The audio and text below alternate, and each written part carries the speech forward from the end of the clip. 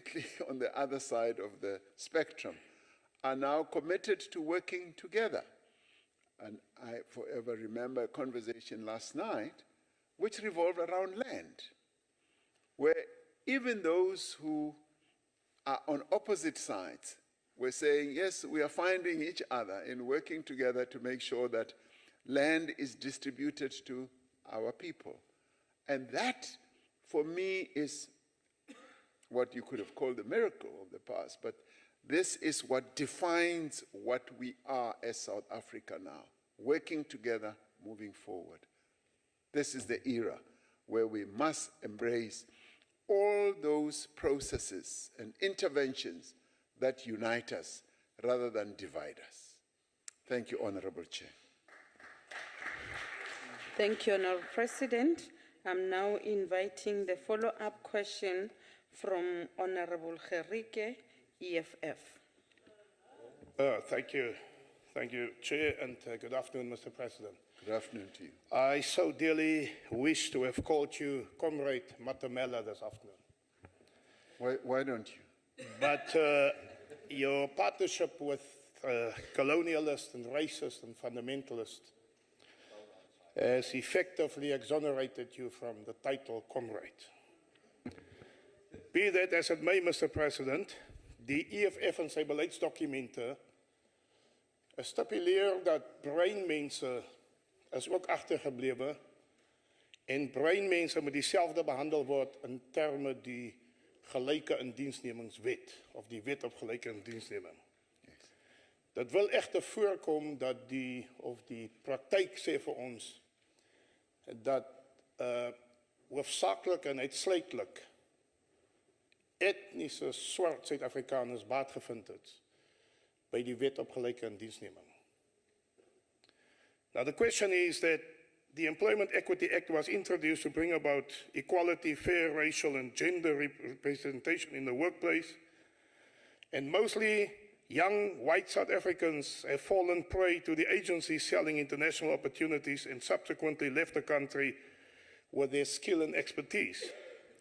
Colored and Indian minorities have mainly remained in the country in the hope that they will be counted in when opportunities arise, many of whom are still at home with degrees, without employment opportunities.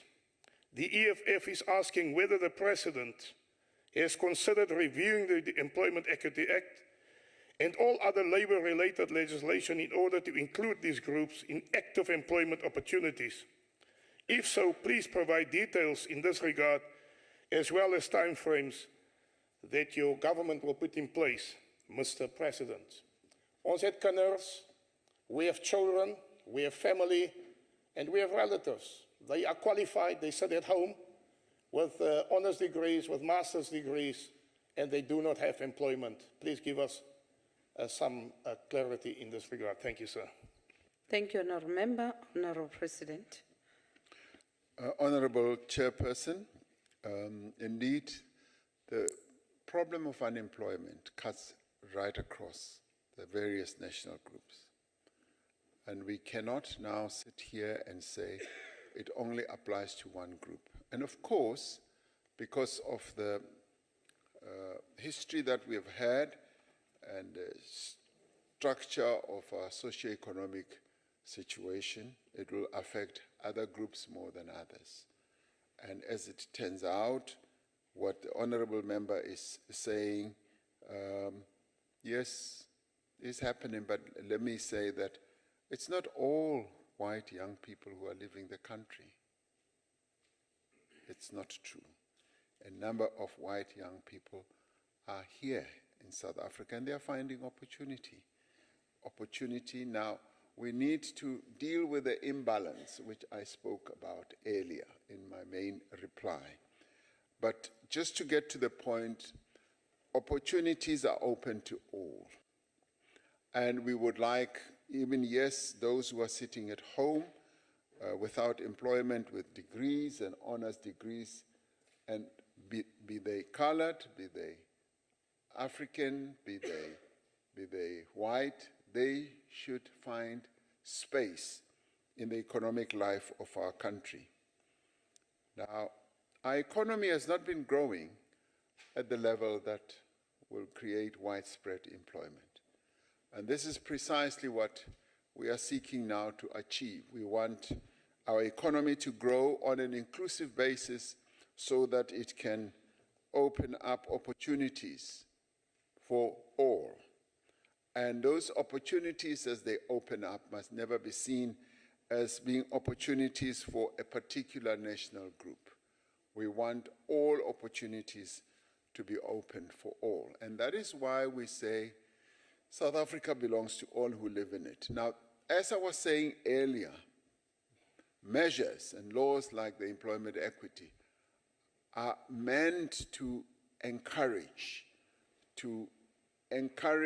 and enable all of us, to empower the people of South Africa as a whole to accede to the level where indeed we have an economy that is inclusive, that serves all, and not a particular racial group, as we have had in the past. And if you picture what we had in the past and picture what we want to achieve, that is when you will see that the measures and the laws that we've put in place are meant to get us there. And they are meant to serve as encouragement, as enabling processes that will get us there. And all of it will pivot around what is set out in our Constitution: equality, fairness of treatment, and fair and equal opportunity for all. And that is what every South African should be absolutely sure about, that whether you're a woman, whether you're a man, whether you're disabled, whether you have any other characteristic, the Constitution of our country is there as an enabling and empowering document that protects all and should be seen as enabling all of us to accede to a better life.